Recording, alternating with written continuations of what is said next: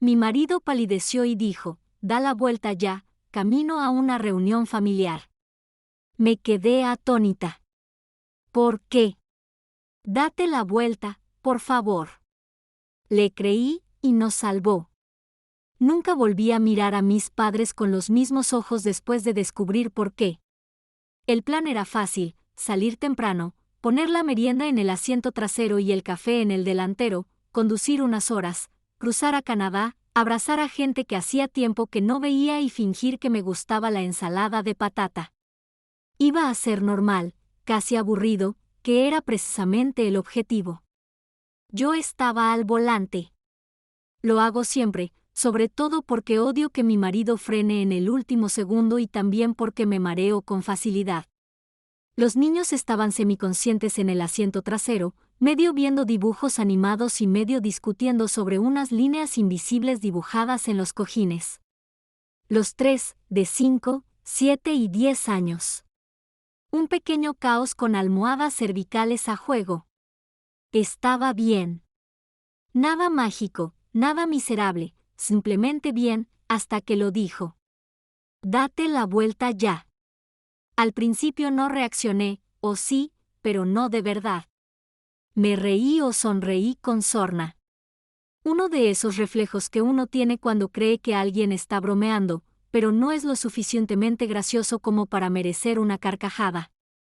¿Por qué?, pregunté. No respondió de inmediato, solo miró al frente y luego dijo, por favor, date la vuelta. Fue entonces cuando supe que no era una broma. Mi marido no se deja llevar por el pánico. Su estado natural es la calma y, a veces, el cansancio. Lo he visto salir de un incendio en la cocina con menos tensión. Así que tomé la salida, la última antes de la frontera. La curva era suave, como si la carretera misma me ofreciera una segunda oportunidad. En cuanto salimos de la autopista, su cuerpo se relajó, no del todo, solo lo suficiente como para que se notara que se había estado preparando para algo. Vale, dije. ¿Quieres decirme qué pasa ahora? Negó con la cabeza. Solo conduce. ¿Conducir a dónde? No sé, a cualquier parte menos allí. Los niños empezaban a darse cuenta. ¿Vamos en dirección contraria?, preguntó mi mediano. Se nos olvidó algo, dije automáticamente. ¿Qué? Te lo cuento luego. El más pequeño intervino. ¿Son bocadillos? No respondí. Mi marido no volvió a hablar durante un buen rato. Condujimos en silencio, 20 minutos, quizá más. Solo kilómetros de árboles y la culpa me apretaba la nuca. Entonces dijo, toma el siguiente desvío. No llevaba a ninguna parte, un camino estrecho sin señal ni propósito real. Uno de esos lugares que solo encuentras cuando estás perdido o a punto de estarlo. Salí. Se desabrochó el cinturón. Quédate aquí. Salió y caminó hacia la parte trasera del coche. No veía nada desde donde estaba, así que me quedé sentada esperando. Me sudaban las manos. El corazón me latía de forma extraña, rápida y pesada, como si supiera algo que yo desconocía. Al cabo de un minuto, el maletero se cerró. Volvió a mi ventana. ¿Puedes salir? ¿Por qué? Necesito que lo veas. No parecía enojado ni asustado, solo cansado y muy, muy seguro. Salí. Me acompañó hasta la parte trasera del coche y abrió el maletero. No dijo nada, solo señaló. Miré, y entonces olvidé cómo respirar. No tenía miedo. Todavía no. El miedo seguía su camino. Lo que sentí en ese momento fue algo más lento, más pesado, como si me desplomara en el suelo de mi propia vida. No lo toqué. No lo necesitaba. Solo sabía que estábamos a una mala decisión de perderlo todo. Lo curioso es que, de hecho, creía que yo era la responsable de la familia. No responsable en el sentido de que paga sus impuestos y usa protector solar, aunque sí, eso también. Sino en el sentido de que creía que podía ser la estable. La que no explotaba, ni se desvanecía, ni mentía por diversión. La que lo intentaba. La que ofrecía ayuda cuando podía permitírselo y límites cuando no podía.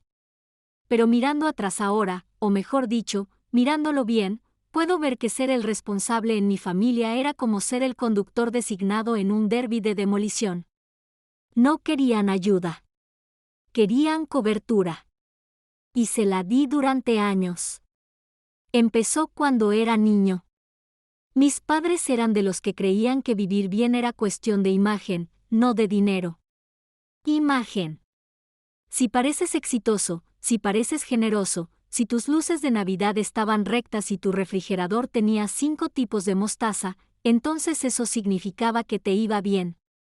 No importaba si las tarjetas de crédito estaban al límite o si nos cortaron el gas ese invierno. Nos iba bien. Ese era el guión. Apégate a él o te reescriben. Tuvimos años en que las cosas andaban justas.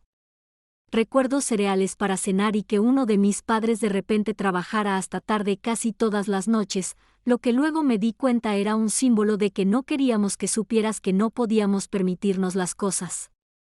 Pero también tuvimos años en que abundaban. Coche nuevo, televisor nuevo, muebles de patio nuevos que nadie usaba.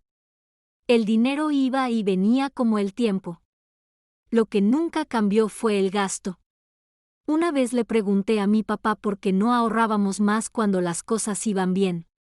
Me dijo, no necesitas ahorrar si sabes cómo espabilarte. Yo tenía 8 años. Mi hermana heredó todo eso. El ajetreo, el brillo, la fuerza de atracción de alguien que puede iluminar una habitación mientras, discretamente, te desconecta el amor propio. Ella era la favorita. No era un secreto. Ni siquiera uno feo, solo una verdad. Les gustaba más. La tenían. Era como ellos. Yo no. Era aburrida. Así me llamaban. A veces, incluso en mi cara. Aburrida, estirada, demasiado seria. Mi mamá me dijo una vez, en plena cena de Acción de Gracias, que mi problema era que confundía la disciplina con la personalidad. Y lo más curioso es que les creí. Porque cuando creces en ese tipo de hogar, empiezas a pensar que la única forma de ganarse el cariño es siendo útil, limpio, siendo razonable. Así que eso hice. Me convertí en la responsable. Llamaban cuando necesitaban ayuda con las reclamaciones del seguro o las solicitudes de admisión a la universidad. O cuando mi hermana perdió otro trabajo y alguien tuvo que cubrir la carencia, yo daba lo que podía. No demasiado. Lo justo para que todo no se desmoronara. Lo justo para no ser la mala. Incluso cuando me hacían doler, incluso cuando enmarcaban cada no como egoísmo, seguía dando, porque eran mis padres, porque me parecía más fácil que la alternativa. Entonces la petición cambió. Esto fue quizás 4 meses antes del viaje. El hijo de mi hermana, mi sobrino, tenía dificultades en la escuela. Sufría acoso escolar, decían, no encajaba, era ansioso, retraído. Lo habían evaluado y, al parecer, un terapeuta recomendó un entorno más pequeño. Habían encontrado un colegio privado, muy exclusivo, muy caro y, en sus palabras, que les cambió la vida. Obviamente, no podían permitírselo, pero habían conseguido que lo aceptaran con condiciones si dejaban un depósito. Solo necesitaban ayuda, un poco, para asegurarlo. Me lo devolverían, por supuesto. Se me encogió el estómago en cuanto salieron esas palabras de sus bocas. No es que no me importara. Sí. Eso es lo peor. Me cae bien el chico. Quería cosas buenas para él. Pero también conocía ese patrón. Sabía cómo empezaba y cómo terminaba. Dije, no. Lo dije con suavidad, como si se lo dijeras a alguien con un cuchillo. No puedo pagar un colegio privado.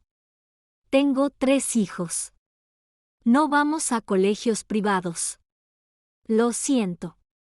No gritaron. Simplemente se quedaron callados, fríos. Mi madre dijo, claro, lo olvidé. Tienen reglas. Y luego no hablamos un rato, hasta que surgió el tema de la reunión. De repente, todo volvió a ser alegre. Estaban encantados de vernos. Habían resuelto las cosas. El colegio, la reunión, el viaje en coche. Todo estaba saliendo bien. No pregunté cómo. Me dije a mí misma que no era asunto mío. Preguntaron si estaríamos dispuestas a llevar una maleta extra en el coche. Su coche iba demasiado lleno, y nosotros teníamos la camioneta. Claro, dije. Solo avísame. Eso fue unos días antes del viaje. Luego, la mañana que nos íbamos, mientras recogíamos, mi papá me dio la camioneta roja. No cabe en la nuestra, dijo. Solo esta. La tomé sin pensar, la metí con nuestro equipaje, las mochilas de los niños y una hielera llena de jugos. Ni siquiera la abrí. No me extrañó porque de repente estaban tan relajados. No me detuve a preguntar por qué la gente que tenía dificultades para pagar la escuela, la comida, la gasolina, y que me hacía sentir culpable por no ayudar, de repente estaba bien.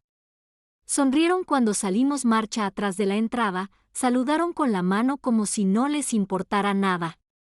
Y recuerdo que pensé, solo por un segundo, raro. Parecían muy felices por una vez. No le di mucha importancia en ese momento. Solo otra maleta. Solo otro viaje.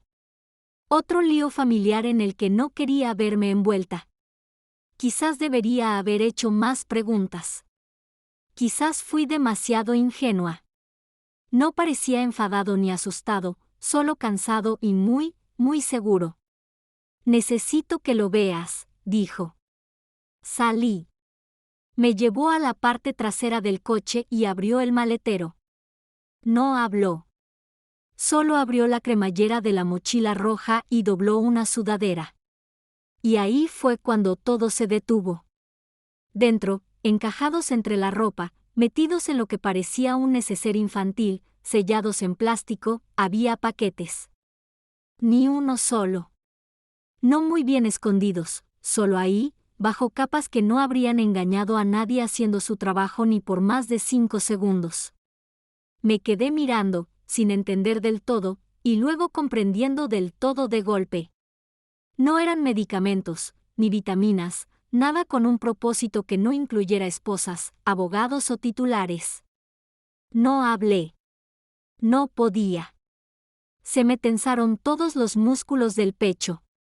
Sentí como si me ahogara en cámara lenta. No dijo, mira lo que hicieron. No dijo, esto es lo que pensé. Simplemente cerró la cremallera de la bolsa y dejó que el silencio terminara la frase. Retrocedí un paso.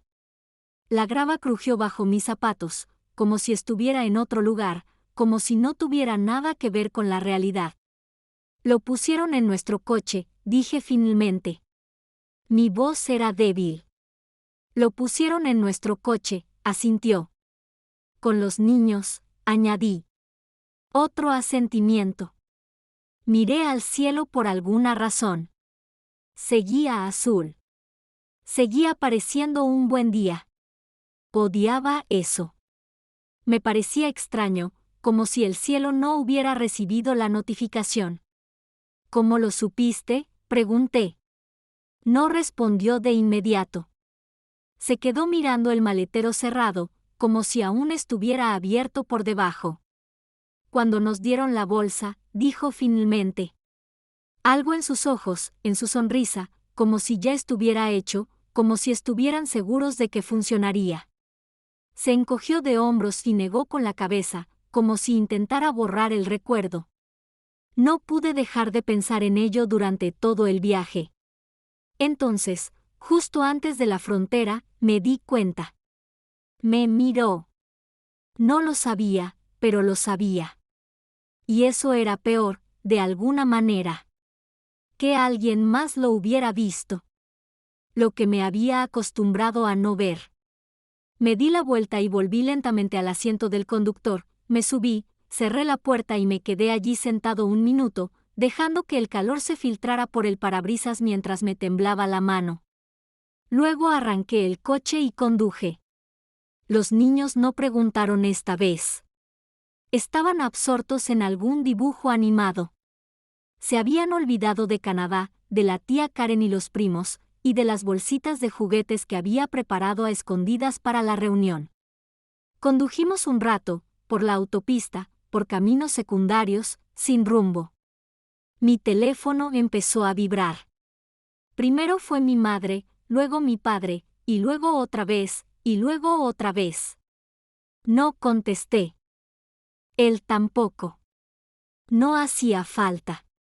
Ya sabíamos lo que dirían. ¿Dónde estás?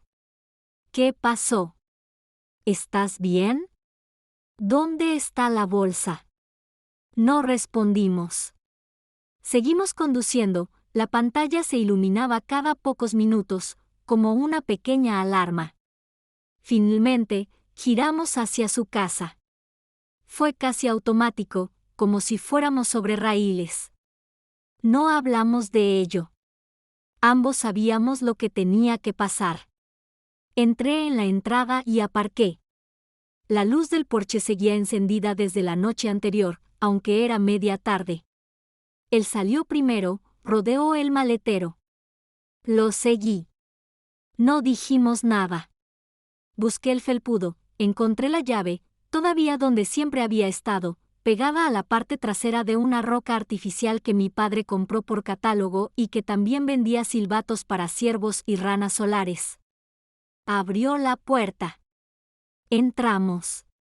El aire olía a café viejo y limpiador de alfombras. Dejamos la camioneta roja justo en el pasillo. No la abrimos. No la ajustamos. Simplemente lo dejó, como una bomba silenciosa que no necesitaba explotar para arruinarlo todo. Giró el pomo y cerró con llave. Volvimos al coche, sin decir palabra. Creo que ambos sentíamos que hablar contaminaría algo. Más tarde ese día, al llegar a casa, cuando los niños dormían y la casa estaba en silencio, contesté el teléfono. Era mi madre. Su voz era aguda, falsa, como si fuera una llamada sobre magdalenas. Ay, cariño, estábamos tan preocupadas. No sabíamos qué había pasado. Simplemente desapareciste. No dije nada. ¿Está todo bien? Nada más. ¿Dónde está la bolsa? Lo dejé en el aire un segundo. Luego dije, la dejamos en tu casa. Una pausa. Si era tan importante, añadí, quizás deberías haberla cogido tú. Su voz no cambió, pero la oí. El toque, ese destello de reconocimiento que me dijo que sabía exactamente a qué me refería, y que yo sabía exactamente lo que había hecho. No dijo nada. Yo tampoco. Y entonces dije, no vamos a hacer esto. No vuelvas a llamar. Colgué. Eso fue todo. Sin gritos, sin discurso final, solo una línea trazada y una puerta cerrada. Y ese debería haber sido el final, pero no lo fue. Todavía no. Aparecieron un miércoles. Sin previo aviso, sin mensaje, solo el timbre sonando, como si estuvieran dejando magdalenas en lugar de culpa. Sabía que eran ellos incluso antes de comprobarlo. Hay una especie de presión que entra por una puerta principal, como un mal olor o estática en el aire, sobre todo cuando se trata de gente que cree que no ha hecho nada malo. Abrí la puerta lo justo para salir y la cerré con fuerza tras de mí. Mis padres estaban allí de pie, como si no hubieran intentado arruinarme la vida con una sonrisa en una bolsa de lona. Mi madre me dedicó una sonrisa forzada y practicada. De esas que se supone que parecen cálidas pero que no llegan a los ojos. Queríamos ponernos al día, dijo, como si estuviéramos en un chat grupal y yo acabara de perderme una invitación a un brunch. Mi padre añadió, pensamos que quizá podríamos aclarar las cosas. No dije nada. Simplemente me crucé de brazos y esperé. Mi madre dudó un momento y luego dijo, no sabíamos cuánto entendías. Ahí estaba, la señal. Ellos lo sabían. Yo lo sabía. Simplemente no sabían cuánto me había permitido creer. Ladeé la cabeza. ¿Te refieres a la bolsa? Ninguno de los dos respondió, lo cual fue respuesta suficiente. La pusiste en el maletero, dije, con tus nietos en el asiento trasero. Mi madre tragó saliva. No pensamos que sería para tanto. No iba a hacer nada, dijo mi padre, intentando mantener la voz serena. Solo algo para ayudar con la deuda, nada más.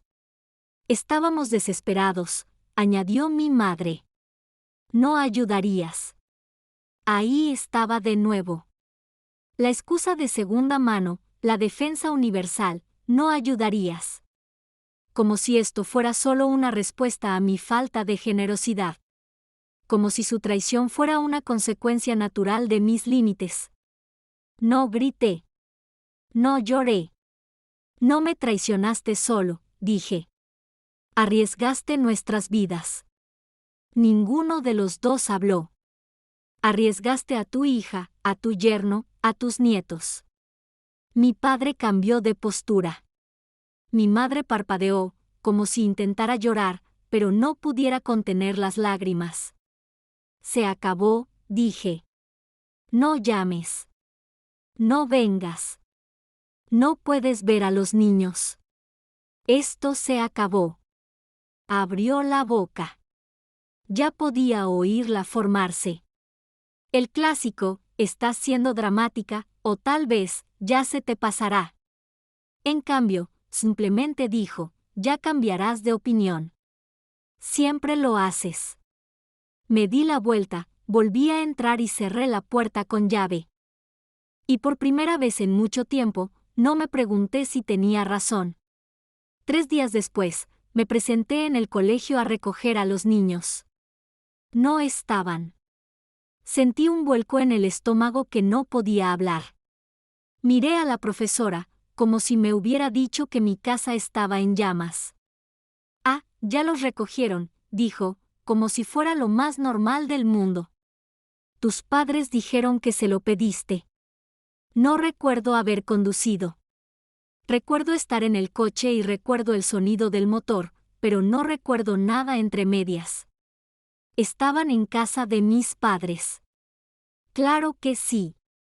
Dentro, parecía que había estallado una fiesta de cumpleaños, juguetes, dulces, globos, un juego de Lego entero que costaba más que mi presupuesto para la compra de la semana.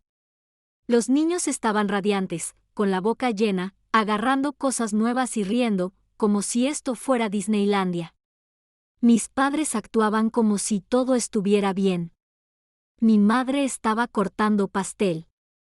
Mi padre estaba en el suelo, construyendo algo que pitaba.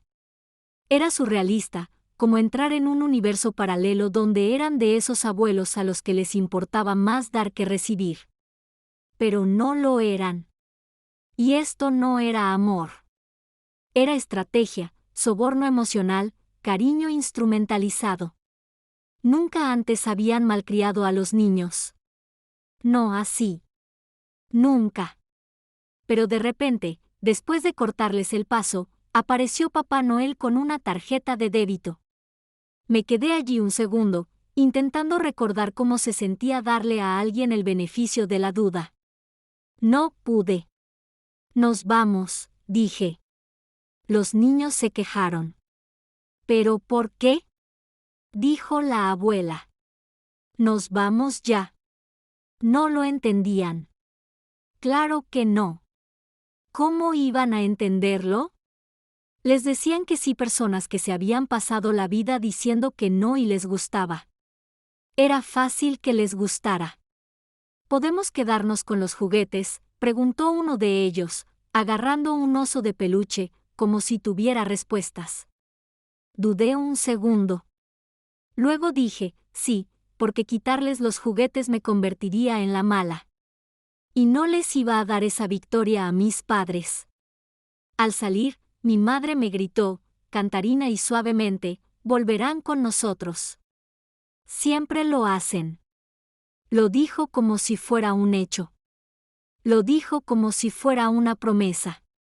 Lo dijo como si aún creyera que podía ganar. Esa noche, no esperé una señal mágica ni un colapso emocional. Simplemente me senté en la cama, miré a mi marido y le dije, tenemos que irnos. No preguntó por qué. No hacía falta. No los quiero cerca de los niños, ni en la escuela, ni en el supermercado, ni a la vuelta de la esquina, fingiendo ser inofensivos. Asintió lentamente, como si ya hubiera estado a medio camino del mismo sitio. Mencionaste Carolina del Norte antes, dije. Tu empresa tiene una oficina allí. Tus padres viven allí. No estaba lista entonces. Ahora sí. Volvió a asentir. El traslado sigue en pie. Bien, dije. Hagámoslo. Sin dramas, sin vacilaciones, solo la decisión silenciosa de quemar el puente y no mirar atrás. No necesitaba venganza.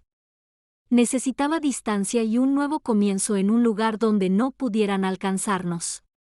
Unos meses después, estábamos en Carolina del Norte. Las montañas eran preciosas. El aire olía a pino y a nuevos comienzos. Los niños estaban en escuelas nuevas. Sus padres, cariñosos, con los pies en la tierra, sin dramas, vivían a 20 minutos y de verdad querían ayudar. No le dijimos a nadie a dónde íbamos. Bloqueamos números, desaparecimos, y no de la forma dramática de irnos furiosos para encontrarnos a nosotros mismos. De la forma en que nos merecemos la paz. Un día, mi teléfono sonó de un número desconocido. Dejé que saltara el buzón de voz. Más tarde, escuché. Una prima, con la que apenas hablaba. Oye, tu madre dice que no sabe dónde estás. Está muy disgustada, dijo. Acabas de cortar el contacto. No sé qué pasa, pero la familia importa. Borré el mensaje, no devolví la llamada, no le di explicaciones. Porque para entonces, lo único que me importaba era esto, estábamos a salvo. Éramos libres. No habíamos desaparecido. Habíamos escapado. Fue unos 6 meses después. Nuevo estado, nueva escuela, nuevas rutinas. Casi me había acostumbrado a no mirar el móvil con pavor. El silencio aún no era cómodo, pero ya no era aterrador, simplemente quietud. Y entonces recibí un correo de mi hermana. Asunto, emergencia, por favor lea. Lo miré un rato. Pensé en borrarlo sin leer. Pensé en marcarlo como spam. En cambio, lo abrí. Era largo, frenético, mal puntuado. ¿La esencia? Habían arrestado a nuestros padres de nuevo. Esta vez, no por estupidez, aunque eso seguía siendo parte del asunto, sino por hacer lo que casi nos dejan arrestar. Intentaron pasar algo de contrabando por la frontera ellos mismos. Sin intermediarios, sin chivos expiatorios familiares, solo un baúl lleno de productos y 2 personas de unos 60 años que todavía creían que las reglas eran sugerencias. Los atraparon, obviamente. El correo terminaba con una súplica. Necesitan ayuda. Necesitan dinero para un abogado. Esto es serio. Tienes que dejar el pasado atrás y presentarte. Tu familia. Leí esa línea 3 veces. Luego pulsé responder. Solo escribí, Y sí que me presenté una vez. No lo volveré a hacer. Y lo decía en serio. No supe nada más durante un tiempo. No hacía falta. Pero al final, la noticia llegó a mí, como siempre. Los primos hablan. Los árboles genealógicos tienen raíces podridas, pero profundas. Los acusaron de posesión con intención de distribuir e intento de cruzar una frontera internacional con sustancias controladas. Unas pocas libras, suficientes para la intención, no para los titulares. Aceptaron un acuerdo con la fiscalía, 4 años cada uno. No les cambió la vida, pero tampoco nada. Tiempo suficiente para asimilar lo que habían hecho, si es que eran capaces de eso, lo cual, sinceramente, dudo. La parte de mí que antes se estremecía cuando la gente mencionaba segundas oportunidades ahora está en silencio. Tenemos una vida aquí. No es perfecta, pero es nuestra. Los niños se ríen más. Mi marido duerme mejor. Y hace muchísimo que no tengo que convertir la culpa en silencio. Y por lo demás, no me arrepiento de haber puesto el límite. Ni por un segundo. Pero dime, ¿me pasé o me quedé corto? Cuéntamelo en los comentarios. Y si eres nuevo aquí, suscríbete.